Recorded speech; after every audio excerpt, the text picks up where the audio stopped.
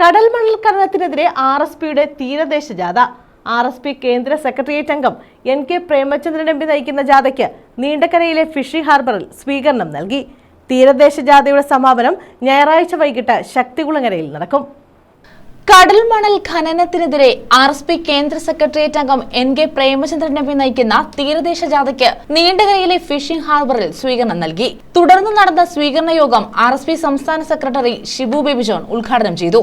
കേന്ദ്ര ഗവൺമെന്റിന്റെ ഈ തീരുമാനം നടപ്പിലാക്കാൻ കേരളത്തിലേക്ക് എത്തിയ ആ മീറ്റിംഗിൽ പങ്കെടുക്കുകയും അതിന്റെ ചെലവ് നിങ്ങൾ വഹിക്കുകയും ചെയ്ത വഴി പഴമക്കാർ പറയുന്നത് പോലെ പിണറായി വിജയൻ കള്ളന് കഞ്ഞി വെച്ചവനായി മാറി എന്നുള്ളതാണ് യാഥാർത്ഥ്യം.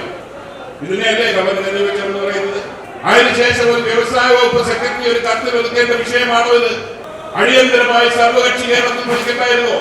ആരും എതിരഭിപ്രായക്കാരില്ലല്ലോ.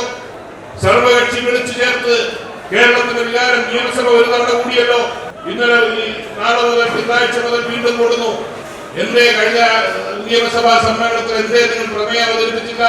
കേരള നിയമസഭയുടെ ഏകകണ്ഠമായ അഭിപ്രായം ഇത് പാടില്ല എന്നുള്ള അഭിപ്രായം എന്തുകൊണ്ട് അറിയിച്ചില്ല? വരും നിയമസഭയുടെ അജണ്ടയിൽ ഇതുവരെ വന്നിട്ടില്ല. ഈ സമ്മർദ്ദം കാരണം വന്നാൽ നല്ലത്. പക്ഷെ 2 മാസം പിന്നിടുമ്പോഴും ഒരു നിലപാട് മുഖ്യമന്ത്രി സ്വാഭാവികമായി പോകേണ്ടത് സർവകക്ഷിയുമായി ഡൽഹിയിലേക്ക് പോകണം. ഞങ്ങളെ കൊണ്ടുപോകാൻ മടിയാണെങ്കിൽ വേണ്ട, നിങ്ങൾ മന്ത്രിമാർ പോവുക. അല്ലാതെ വയനാട് ദുരന്തത്തിന്റെ പുനരധിവാസത്തിന് മുഖ്യമന്ത്രി ഒരു പോക്ക് പോയി. കേരള ചരിത്രത്തിൽ ആദ്യമായിട്ടാണ് ഒരു പ്രധാനമന്ത്രിയെ കാണാൻ ഒരു മുഖ്യമന്ത്രി തനിച്ചു പോകുന്നത്. ഉദ്യോഗസ്ഥരില്ല, മന്ത്രിമാരില്ല, ആരുമില്ല. അന്ന് നരേന്ദ്രമോദിയെ കാണാൻ പോയപ്പോൾ ഒരു പ്രത്യേകത ഉണ്ടായിരുന്നു. വയനാട് ദുരന്തത്തിന്റെ പുനരധിവാസത്തിന് വേണ്ടി പോയത് ആകാശ് ഇതുവരെ കിട്ടിയില്ല. അതുകൊണ്ട് എന്താണെന്ന് സംസാരിച്ചത് നമുക്കറിയില്ല. ചീഫ് സെക്രട്ടറി ഇല്ല, മന്ത്രിമാരില്ല, ആരുമില്ലാതെ ഒറ്റയ്ക്ക് പോയ മുഖ്യമന്ത്രി ശ്രീപത്മനാഭസ്വാമിയുടെ അനന്തശയനത്തിന്റെ മൊമെന്റവുമായിട്ടാണ് പോയത്.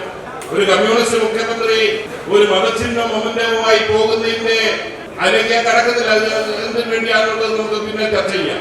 അങ്ങനെ പോയ മുഖ്യമന്ത്രി ഇത്രയും ഗൗരവമുള്ള ഒരു വിഷയം വന്നിട്ട് എന്നാ തനിച്ചെങ്കിലും പോകാനില്ല. ഞങ്ങളുടെ കണ്ണിൽ കൊടിയിടാൻ വേണ്ടി, മത്സ്യത്തൊഴിലാളികളുടെ കൊടിയിടാൻ വേണ്ടി എന്തുകൊണ്ട് തനിച്ചെങ്കിലും പോയില്ല? ഇങ്ങനെയാണോ ഒരു ഗവൺമെന്റ് പ്രവർത്തിക്കേണ്ടത്? ചവറ മണ്ഡലം committee secretary advocate Justin John, MA Sali, K Suresh Babu, Vazhayil Azeez, K Cicily, R Narayana Pillai, K Sanalkumar, Ullas Kovoor, Manoj Mohan, B Subhash Kumar, S Rajmohan, MB Sreekumar തുടങ്ങിയവർ പങ്കെടുത്തു. തീരദേശ ജാഥയുടെ സമാപന സമ്മേളനം മാർച്ച് 2 ഞായറാഴ്ച വൈകിട്ട് 5 മണിക്ക് ശക്തികുളങ്ങരയിൽ നടക്കും. News bureau, Chavara.